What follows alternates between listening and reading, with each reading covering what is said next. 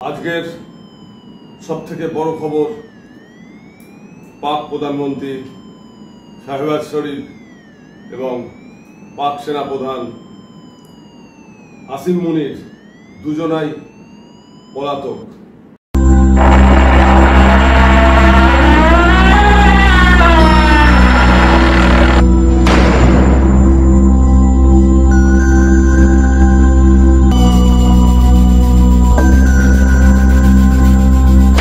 আমি শ্রী বিশ্বনাথ এই মুহূর্তে আপনাদের সামনে উপস্থিত হয়েছি বিশেষ বিশেষ কিছু খবর নিয়ে, যা শুনলে আপনারা চমকে উঠবেন।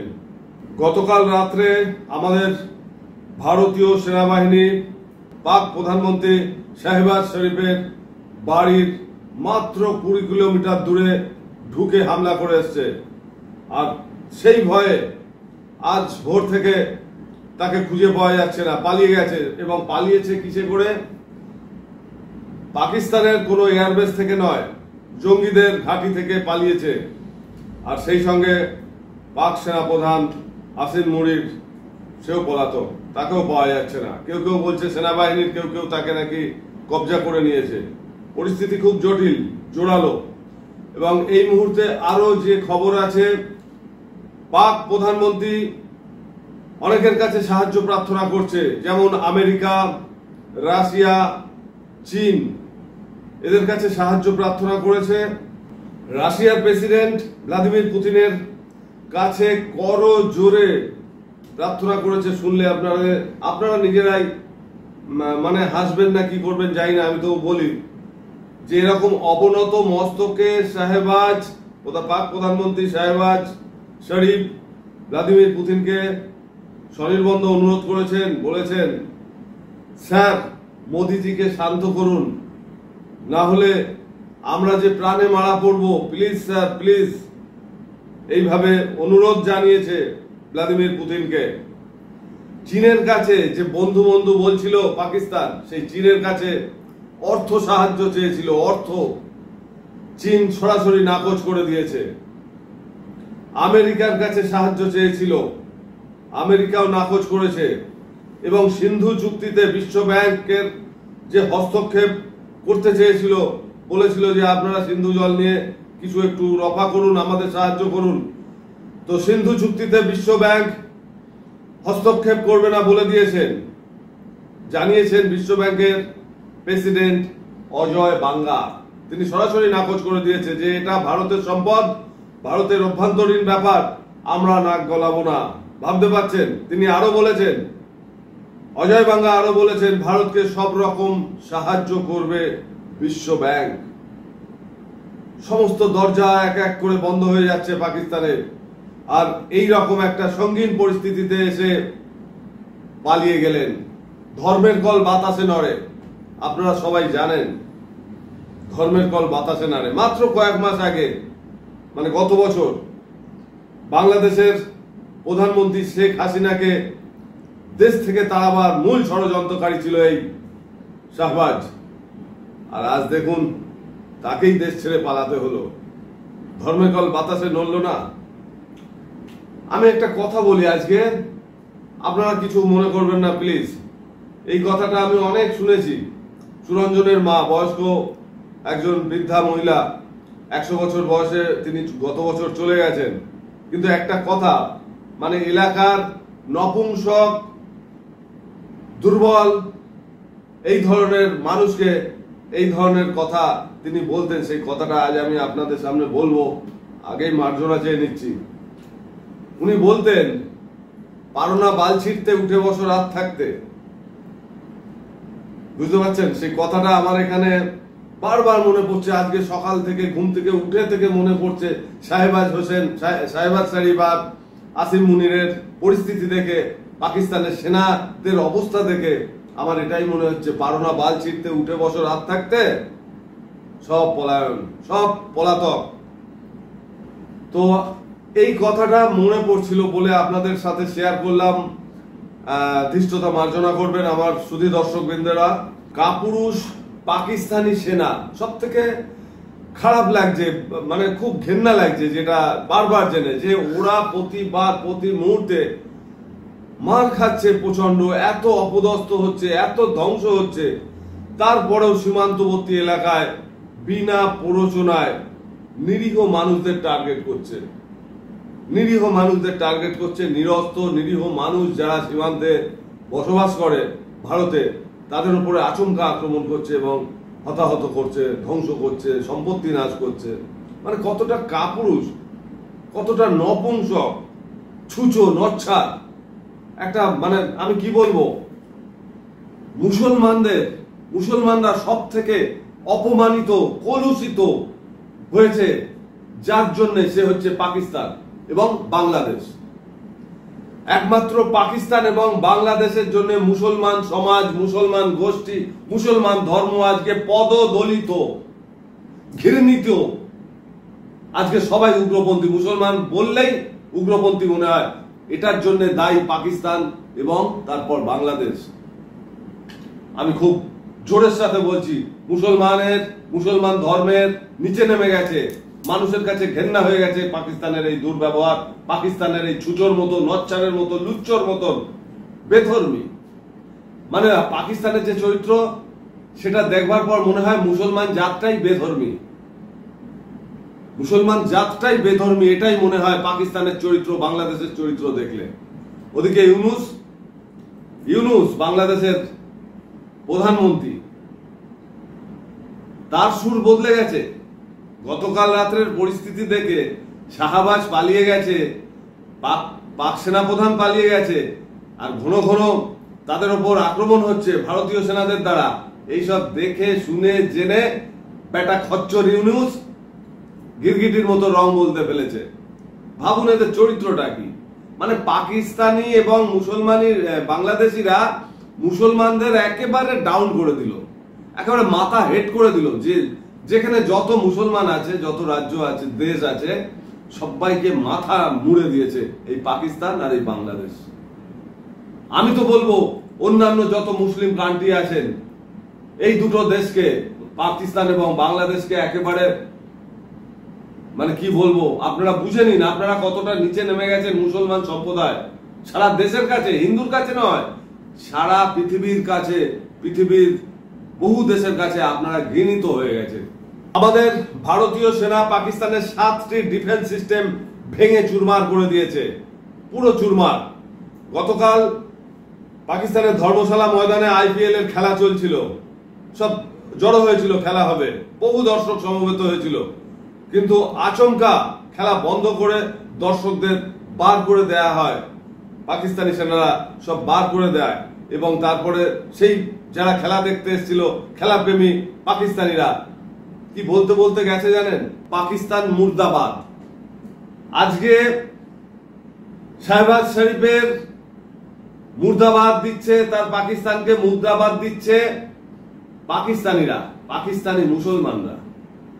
আর সব থেকে ঘেন্না লাগে আমার এই সব ভারতীয়দের, ভারতীয় মুসলমানদের, যারা কিছু হলেই ভারতের খাচ্ছে, ভারতের পড়ছে, ভারতের থাকছে, ভারতের বিরুদ্ধে করে, বলে মুর্দাবাদ, ভারত, হিন্দুস্তান মুর্দাবাদ, পাকিস্তান জিন্দাবাদ, এইসব বলে এইখানকার ভারতীয় মুসলমানরা। অথচ আজকের খবর দেখুন, পাকিস্তানি মুসলমানরা বলছে পাকিস্তান মুর্দাবাদ, শাহবাজ শরীফ মুর্দাবাদ। তাহলে কতটা নিকৃষ্ট ভারতের বসবাসকারী ভারতীয় মুসলমানরা। নিজেদেরকে ঘেন্না লাগা উচিত, ভারতীয় মুসলমানদের বলছি ঘেন্না লাগা উচিত। আরে চরিত্রটা বানান, কোন চরিত্র বলেই তো কিছু রইল না। ভারতীয় মুসলমানদের বলছি, কোন চরিত্র রইল না। আরে যারটা খাচ্ছেন তাকেই লাথি মারছেন। আপনারা তো, মানে কি বলবো, আপনারা খচ্চর, ছুঁচো, নচ্ছার। আমি জানি না আমাদের কি ভাষা প্রয়োগ করব, আমি জানি না। আমার যারা ভিডিও দেখছেন দর্শক বন্ধুরা, আপনারাই কমেন্ট করুন এই ধরনের ভারতে বসবাসকারী ভারতীয় মুসলমানদের কি বলে অভ্যর্থনা জানানো উচিত। এই মুহূর্তে জয়সালমেরে ভারতীয় সেনার হাতে বন্দী হয়েছে পাক সেনা, এটা বিশেষ খবর।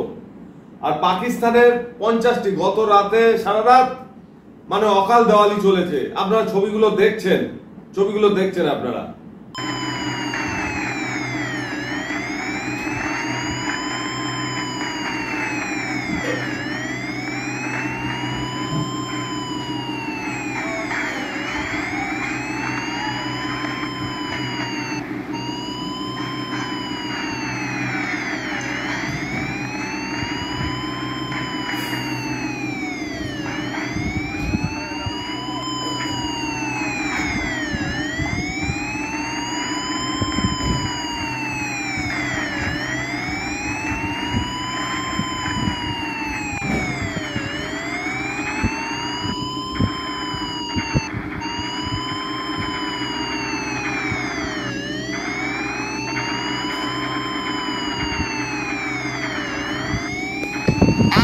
गोली चलाएं, ऐसे हिंदुस्तानी गोली चलाएं, और जब मेरा नंबर आएगा तो मैं आपको जब मारूंगा तो हिंदू कह के मारूंगा।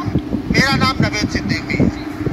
मैं चैलेंज करता हूं भारत की ओर से पाकिस्तान के उन आतंकवादियों को, पाकिस्तान के सरकार को, कि मेरा नाम नवेद सिद्दीकी है और मैं एक हिंदुस्तानी सनातनी मुसलमान हूँ।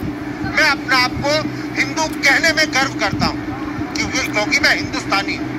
आप आए, आप मुझ पर गोली चलाएं, ऐसे हिंदुस्तानी गोली चलाएं, और जब मेरा नंबर आएगा तो मैं आपको जब मारूंगा तो हिंदू कह के मारूंगा। পাকিস্তানের 50টি ড্রোন, 3টি যুদ্ধ বিমান ধ্বংস করেছে ভারত।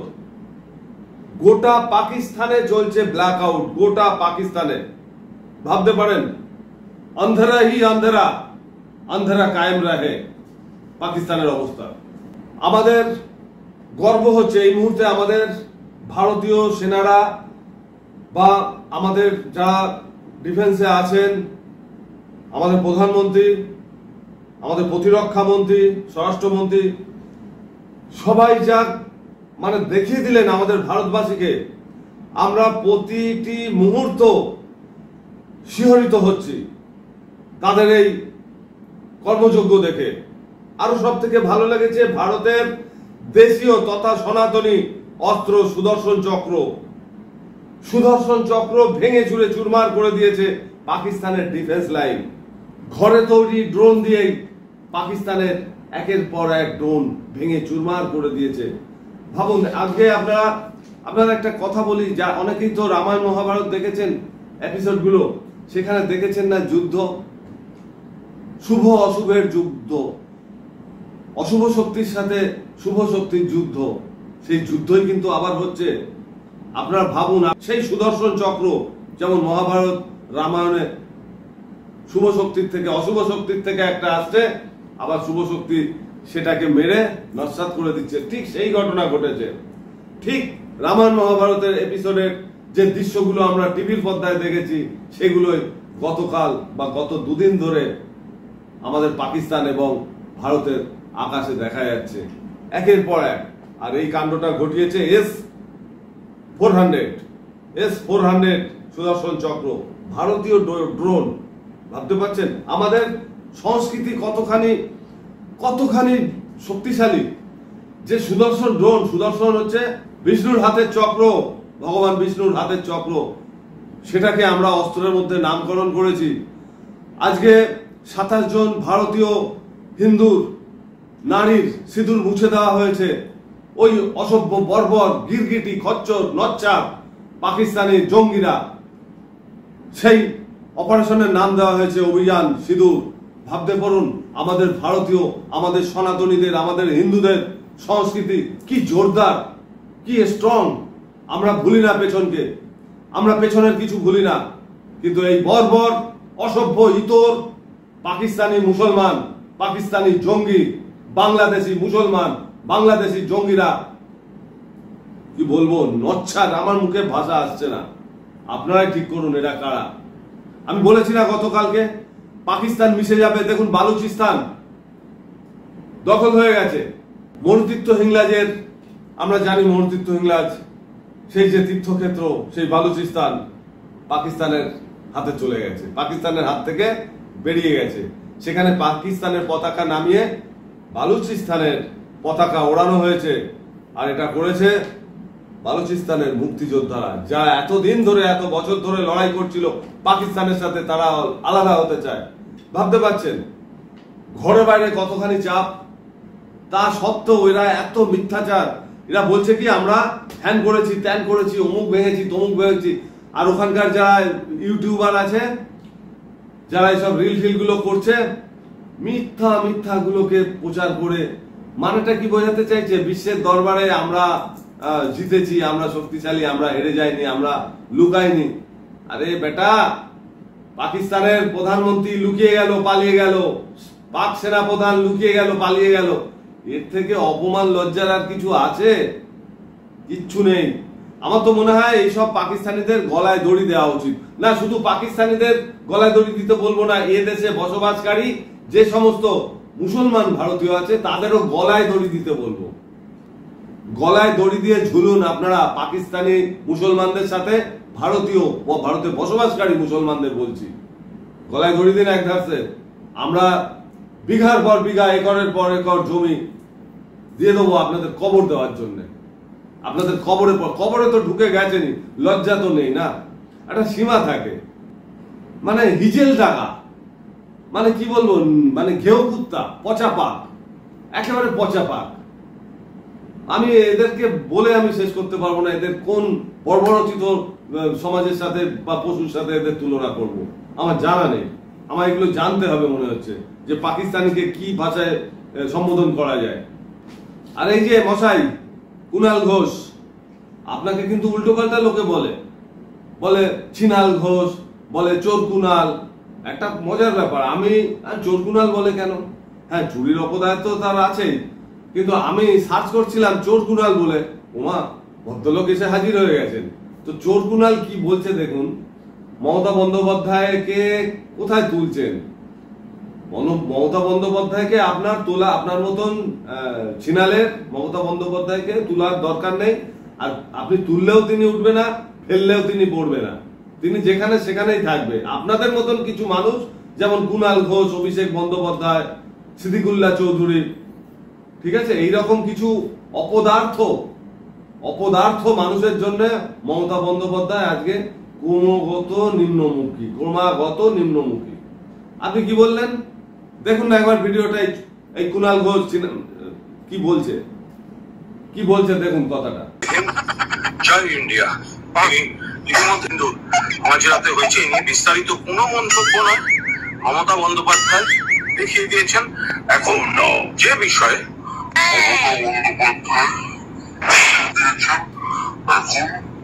এখন অপারেশন সিন্দুর।